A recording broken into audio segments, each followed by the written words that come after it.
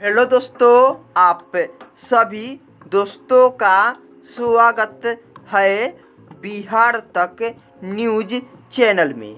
तो देखिए दोस्तों, भोजपुरी के सुपरस्टार हीरो गौरव झा भैया जी का एक मज़ेदार, बेहतरीन और प्यारा फिल्म आया है दोस्तों, जो फिल्म का नाम है जबरिया फेरे।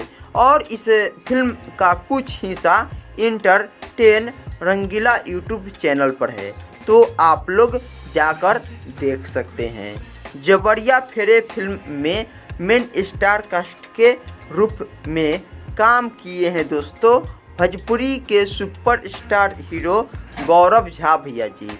जबरिया फेरे एक भोजपुरी फिल्म है दोस्तों। इस फिल्म में सबसे ज़्यादा इंटरटेनमेंट से भरपूर, पारिवारिक, इमोशनल, इसी प्रकार से भरपूर होने का उम्मीद है और अनुमान है। तो आप लोग जाकर देख सकते हैं इस फिल्म का हिस्सा।